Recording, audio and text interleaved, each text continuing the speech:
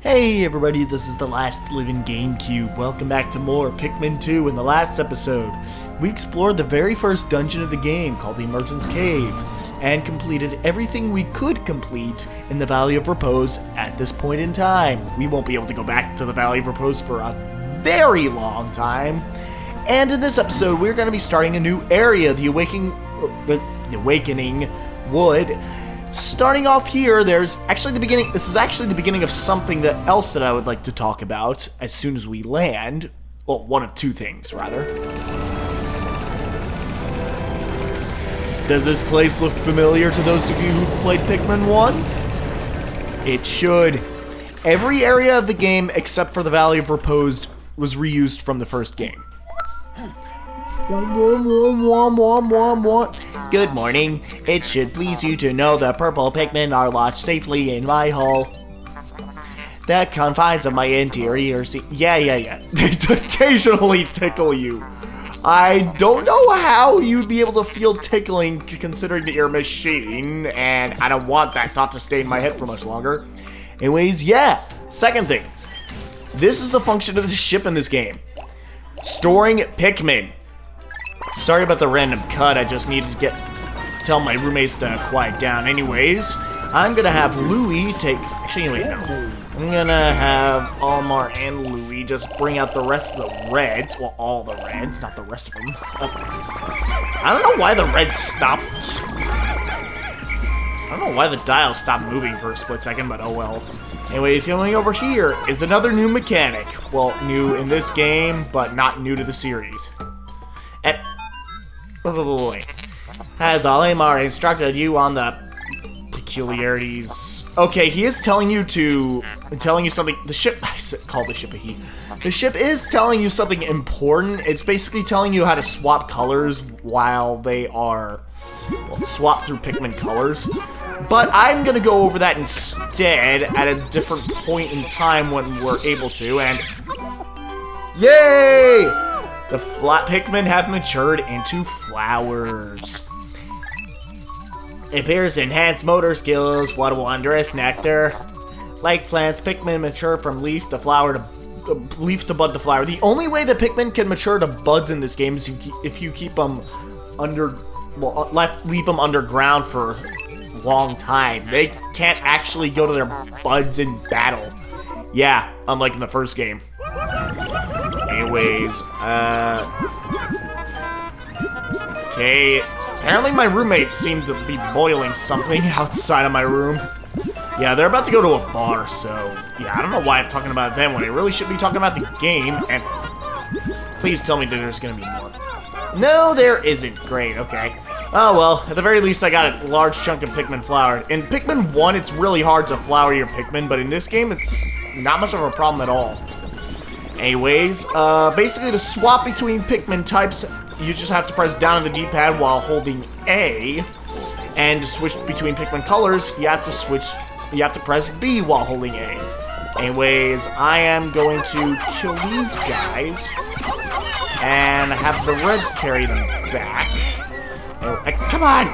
And I'm gonna split them apart. They separate into groups by their own color once you split them apart. Anyways, I'm going to take the purples. Actually, I'm just going to use the purples because I don't really need the reds. You're probably wondering, because we're going to be taking down that Bulbor with our purples. You're probably thinking, hey, that seems a little dangerous. Aren't your Pikmin going to get slaughtered? Check this out. Did not stand a chance. Yeah, purple Pikmin are really freaking cool. They're broken as heck. In fact, I don't think there's a single point in the game. Well, there's only like a handful of points in the game where I don't bring purples with me. Anyways, we have our first treasure of the day up here.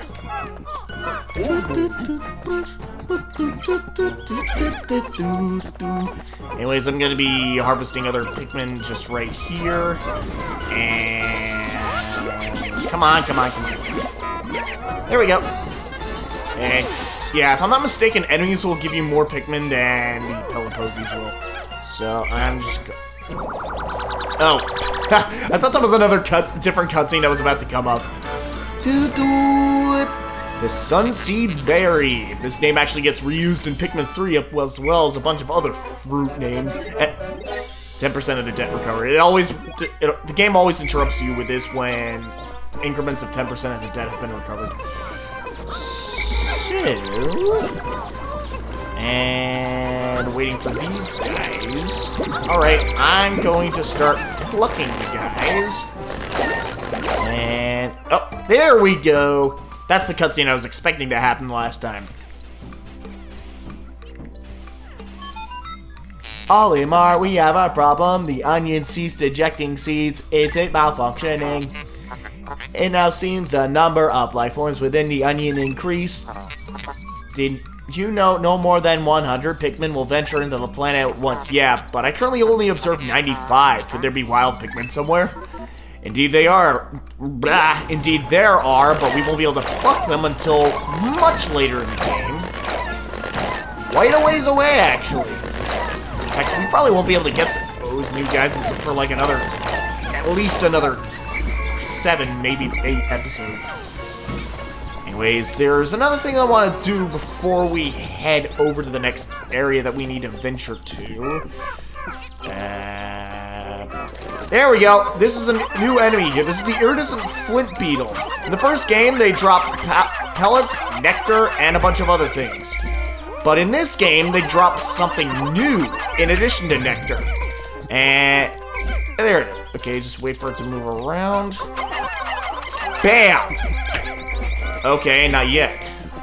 They do drop something different the next time you fight them, but it won't happen for quite a while. I'm going to flower up the rest of my squad. I want to stay in this view. There we go. Excellent! Yes, the time it takes for Pikmin to... Well, the time it takes for Pikmin to latch onto the...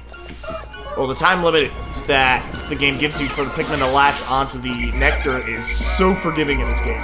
Anyways, here we have something new. These are called, I think they're called burgeoning spiderworts. I don't really remember the names of these plants, nor do I really care. All I really care about is their function, which I'm going to be showing off in a little bit. Anyways, you want to make sure that there's one Pikmin carrying these within 60 seconds after they fall onto the ground, otherwise they will disappear. I had to learn that the hard way a couple times. Oh, man. Anyways, I'm actually gonna split off the lead here. And... Alright, I brought it back. Astonishing, this red berry contains ultra spicy essence. It does not appear to have monetary value, but I shall research potential uses for this thing. Bring another specimen. Wesley. Okay, I had to.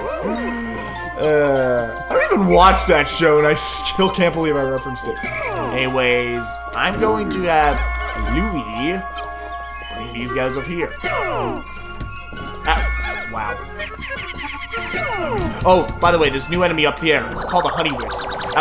I'll get into that in a little bit.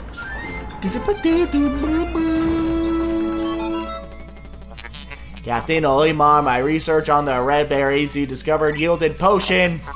The ultra spicy spray. Spray all your Pikmin by pressing 2.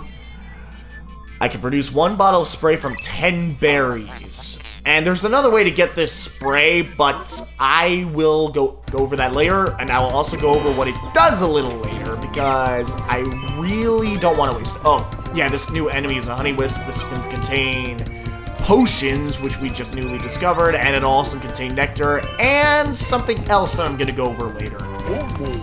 I'm going to have Olimar bring back the other Pikmin that are stragglers over there. I don't know why my Z button just lagged there.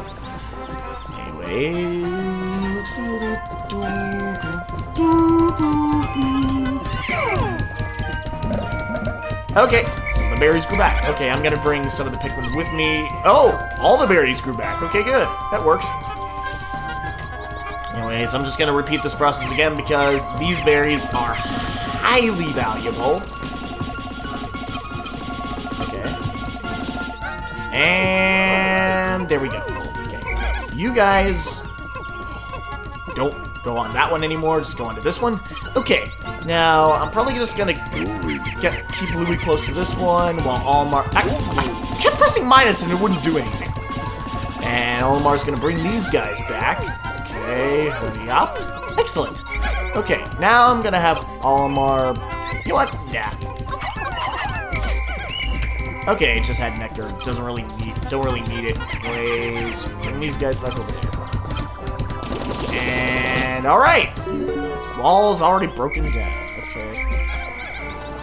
Okay. I don't know why my cursor would not respond.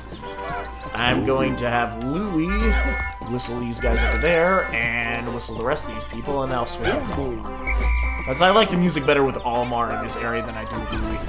Anyways, this new enemy right here is called a cloaking burrow nymph. Basically, it's going to stick out its tongue to try to eat an enemy, and when it does eat an enemy, it will just, well, once it grabs a Pikmin, it'll just eat it up. Basically, what you want to do is just attack its face.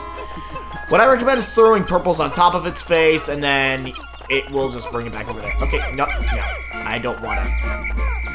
Bring that over there. Anyways, what I want to do... Oh, right, another new enemy right over there. Creeping Chrysanthemum. You see that one of its daisies has an eye inside of it. Well, one of the sunflowers. Once you throw a Pikmin on top of that, just toss purples like crazy. Bam! Anyways, this enemy is not really too much of a threat. It basically stuns itself if it tries to eat Pikmin and misses. Yeah, it's stupid, but yeah, that's what happens. Cherry Blossoms Allure. Cherry Blossoms a foot, not a lore. Goddamn. Cards Against Humanity all over again. I can't believe my verbal hiccups. I get so many of them, it's not even funny. Racking Ominously. Beast of unknown power lurks in the depths. Yeah, large Pikmin group would be assuring. When would a large Pikmin group not be reassuring when we enter a dungeon? Jeez. May need flame-resistant Pikmin. I wonder what we have. I wonder what we're going to find out.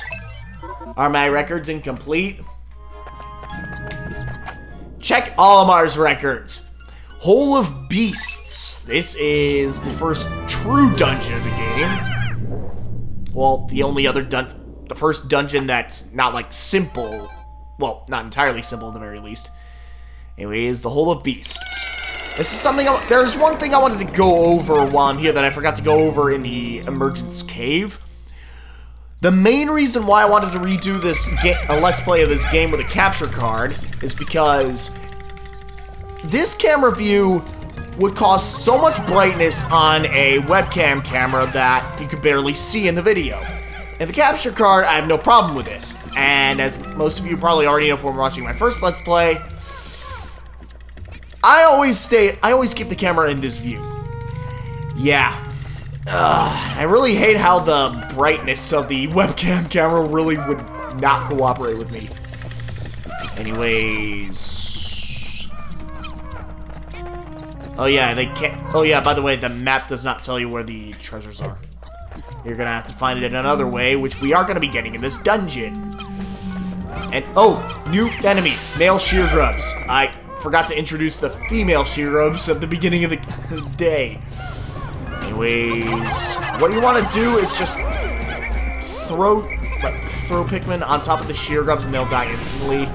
In the first game, if a male shear grub catches a Pikmin, it won't die until it has killed the Pikmin. In this game, that is not the case. So you can just swarm them, as opposed to the first game where you have to throw it on top of them in order to get a kill on them before they kill any Pikmin. Anyways, this item over here, it's pretty self-explanatory. I'd be sorry to have to point this out to any of you if you end up not knowing what it is.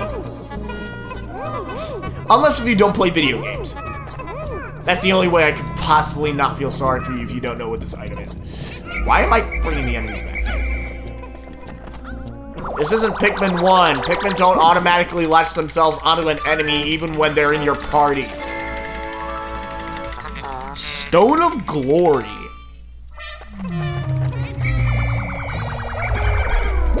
Okay. Anyways, I'm just gonna spam the Pikmin here. I pressed the C button twice and it wouldn't happen. What the heck? Okay, wow.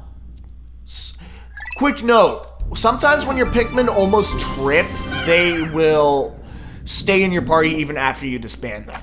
Something that you should watch out for. So, well, the only way it could ever get in the way is if you're fighting a bunch of enemies at once, and it's really not that much of the case. Oh, this music is so serene. Anytime you hear this song in a dungeon, you come across a rest floor. So what do we have in this floor? Wild flowers and glowing mushrooms. Are those sneak shrooms from Breath of the Wild? Okay, no, I had to.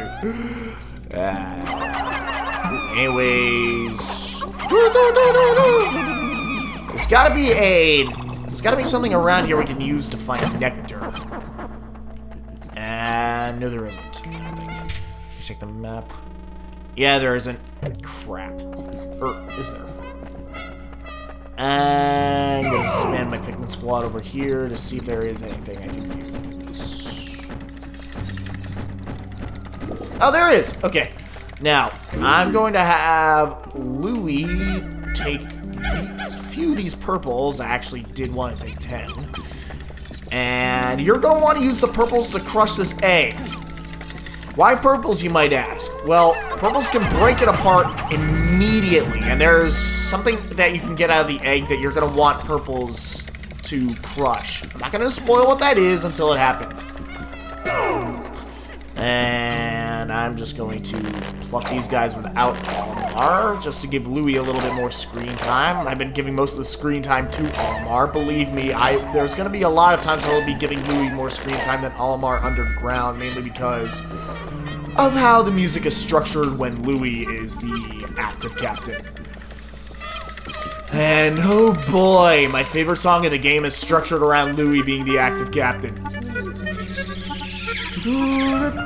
And there we go. I'm gonna go back to Olimar. There's nothing else we really need to do here, so... You know what? I'm gonna end this video off here. Next time on Pikmin 2, we are going to go deeper into the dungeon and see what other items lie within and treasures. See you guys then.